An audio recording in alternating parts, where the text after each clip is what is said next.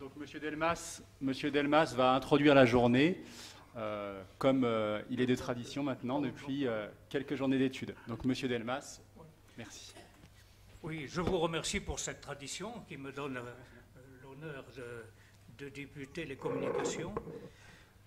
Excusez-moi, je suis obligé de mettre des lunettes maintenant, l'âge venant.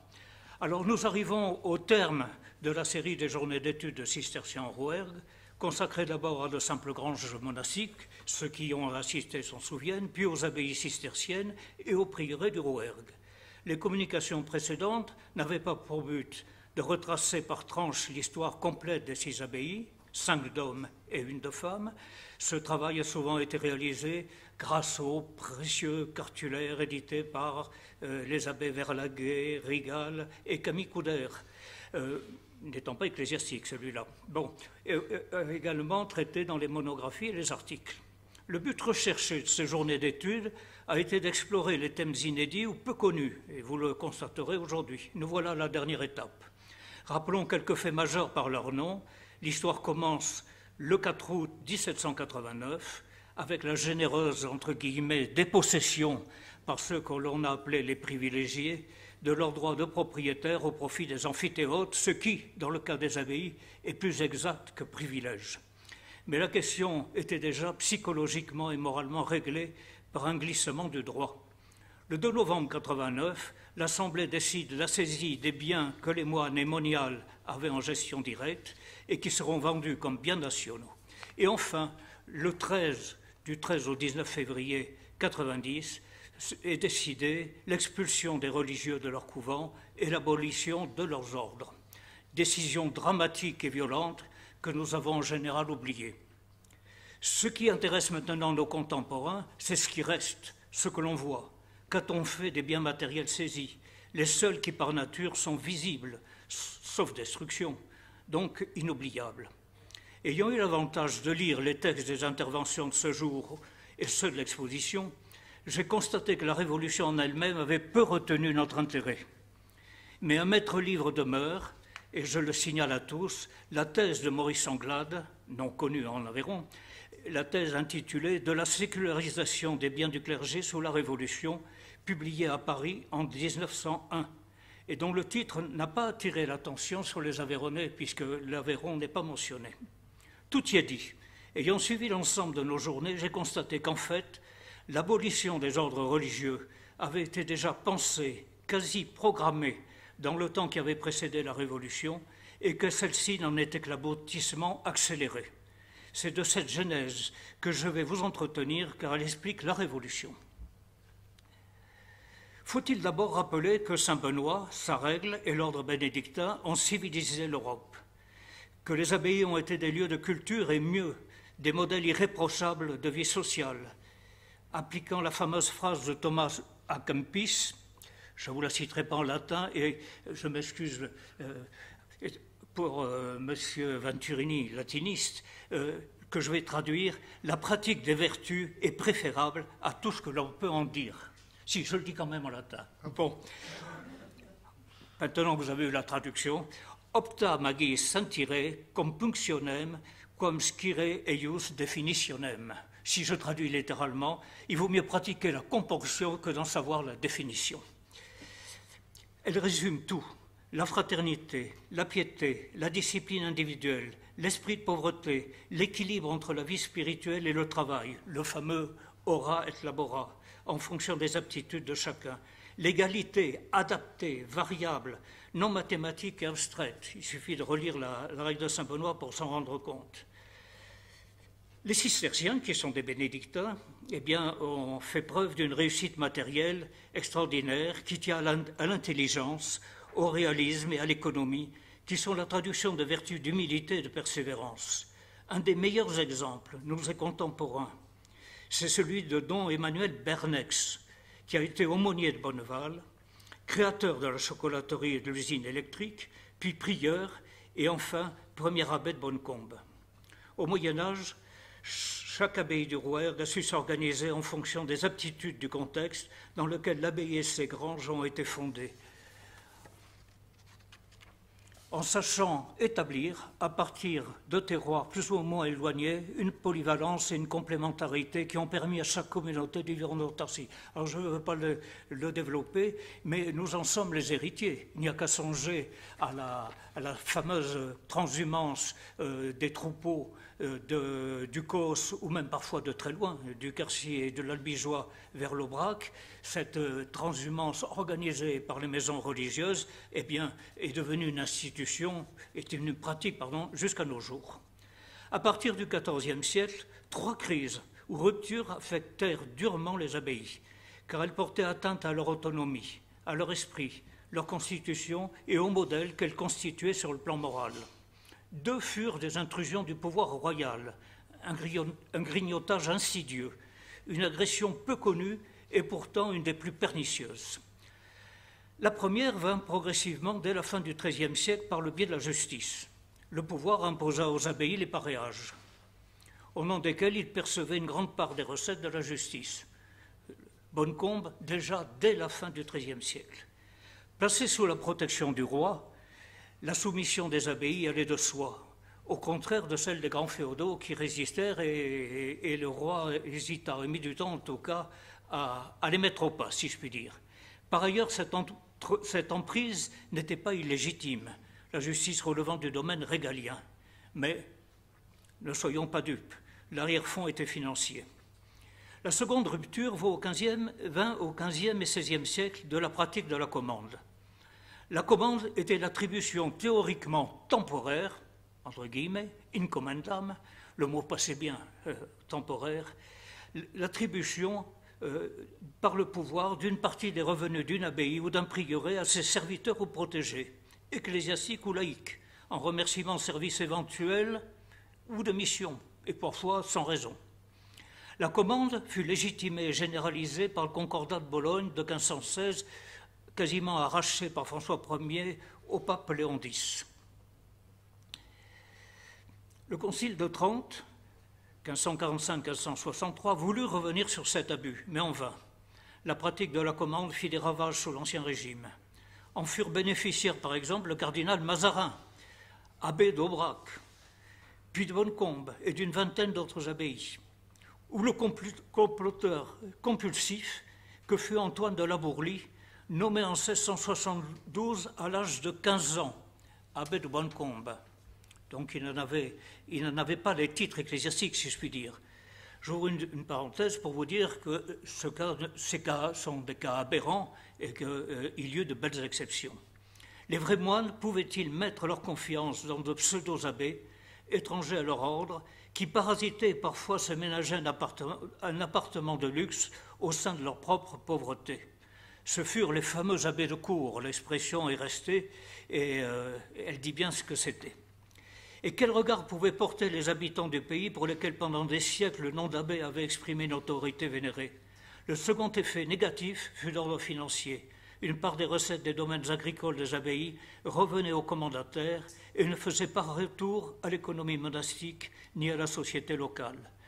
La commande fut un vol légal et plus grave, un mensonge. Elle ne prendra fin que dans le néant. Et ce néant, c'est l'abolition des ordres monastiques. La troisième rupture fut la conséquence au XVIe siècle d'une idéologie nouvelle qui contestait les principes et les figures d'autorité et de paternité.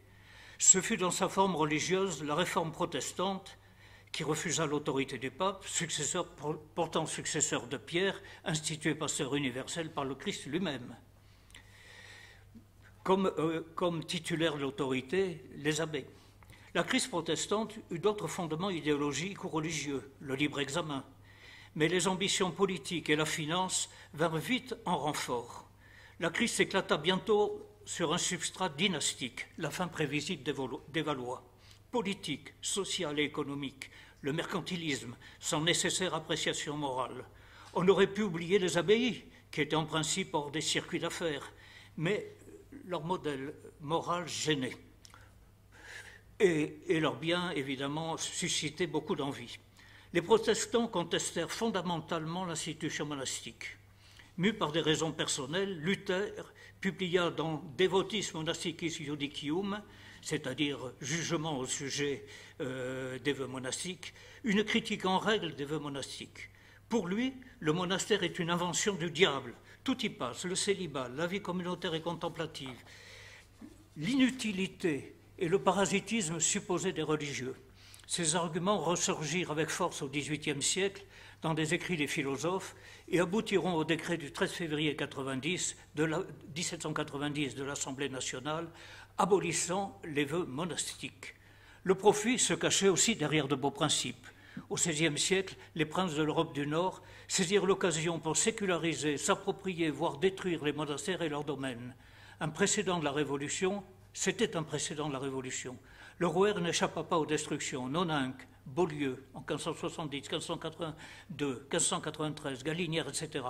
Jacques Misquel nous dira ce soir que l'on s'attaqua aux vestiges des abbayes jusqu'en 1928 pour le profit. Il y eut des défections au plus haut niveau, l'abbesse de Noninque et l'abbé commendataire de Locdieu qui passèrent au calvinisme. La mainmise du pouvoir royal par la commande et par ailleurs le protestantisme portèrent atteinte au modèle monastique et à son rayonnement. Des doutes assaillaient la société, les communautés, les vocations baissèrent, les effectifs de Sylvanès s'effondrèrent. Ils étaient 100 moines, dit-on, avant le XVIe siècle, ils ne seront plus que 6 en 1789.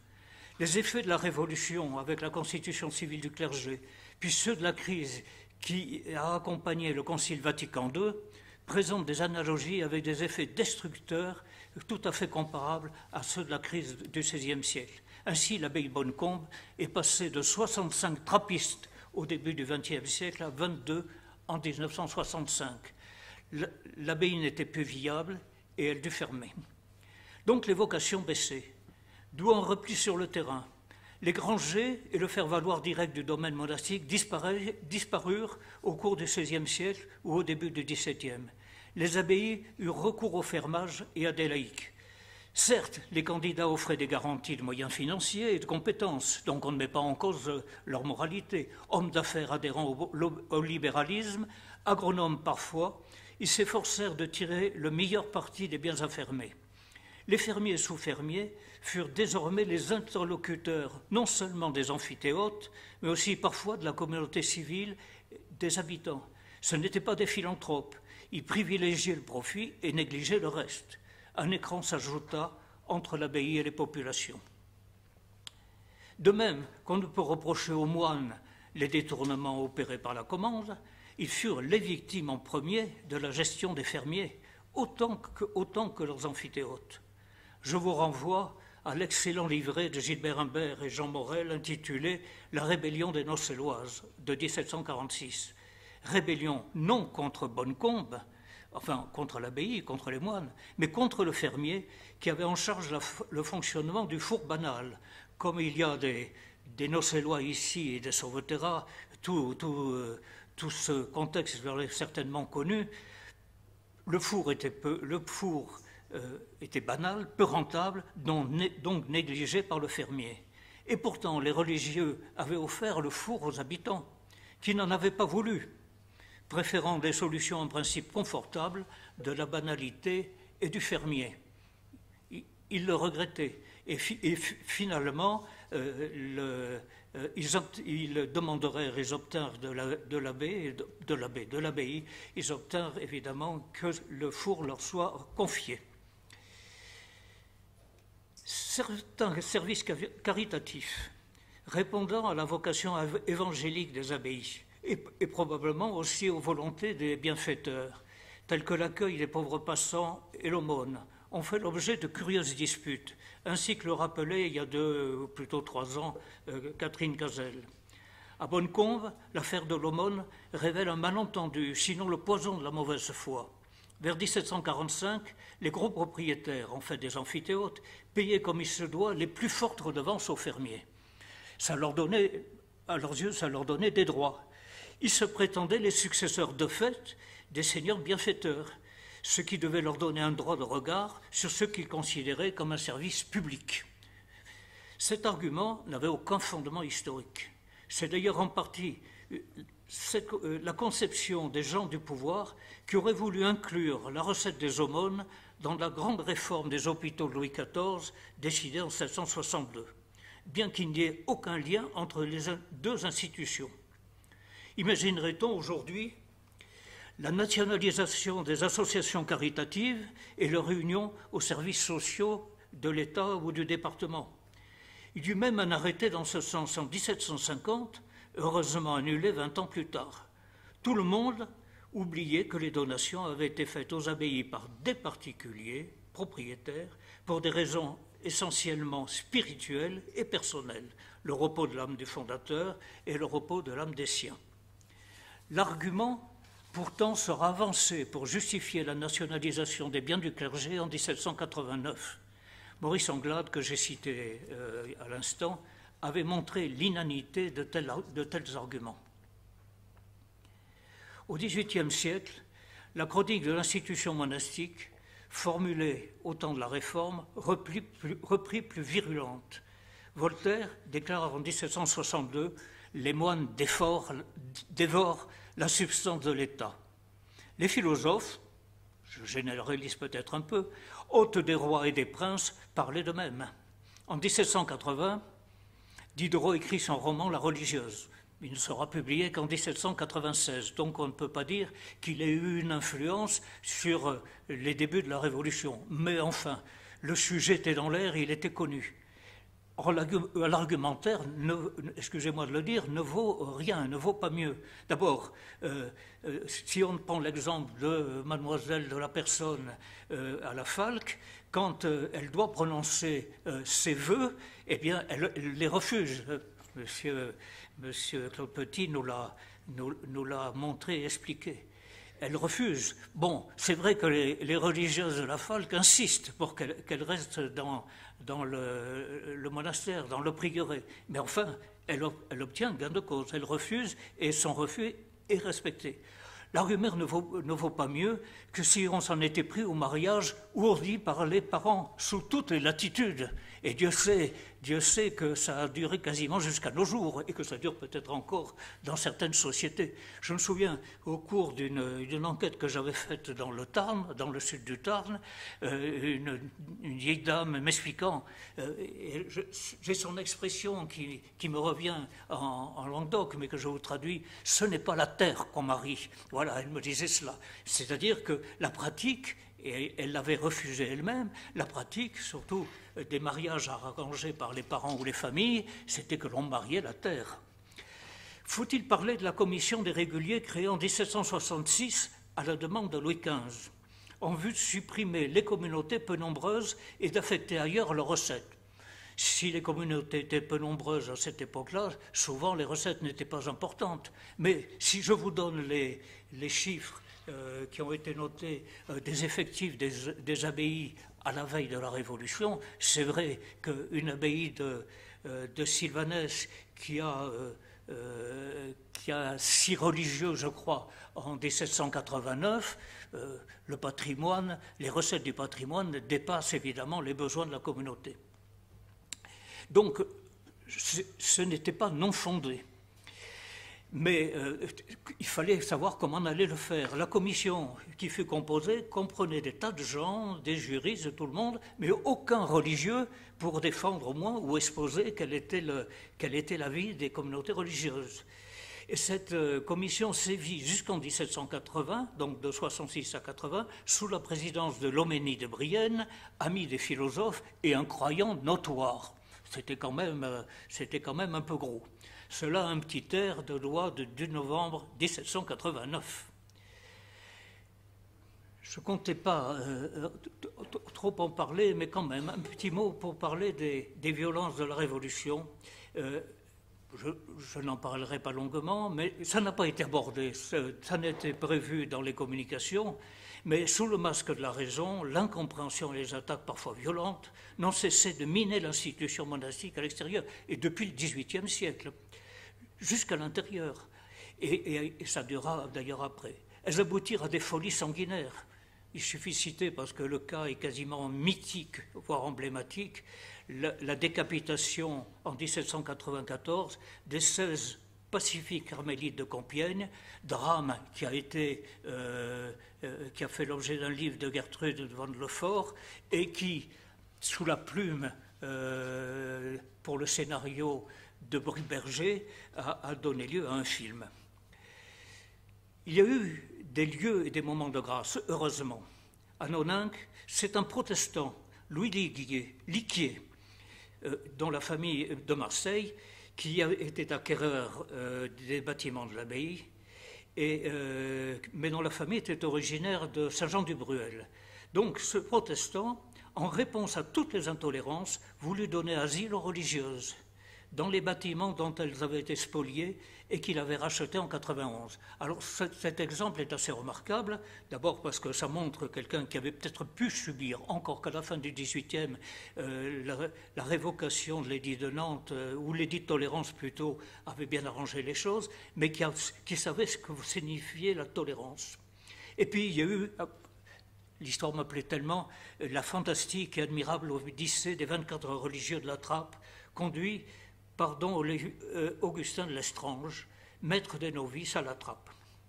Alors, cette histoire me plaît parce que le hasard des lectures, et j'avais trouvé dans une bibliothèque un ouvrage composé tout à fait au début du XIXe siècle qui racontait l'histoire d'Augustin de Lestrange en faisant un quasi-saint, ce qui n'était pas, à mon avis. Enfin, on n'est pas dans le cœur et dans l'âme des gens, mais c'était un homme extrêmement rigoureux, exigeant, un peu trop, et dans l'équipe qui l'a suivi, il y eut des morts et des morts parce que l'application de la règle monastique était poussée un peu à l'extrême. Mais regardons le côté extraordinaire et héroïque.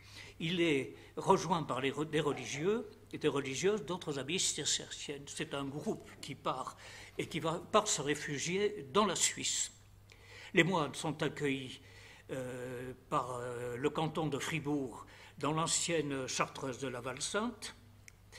Les moniales sont accueillis à Sambranché dans le Valais. Également, c'est l'accueil du canton. Là aussi, la tolérance se manifeste.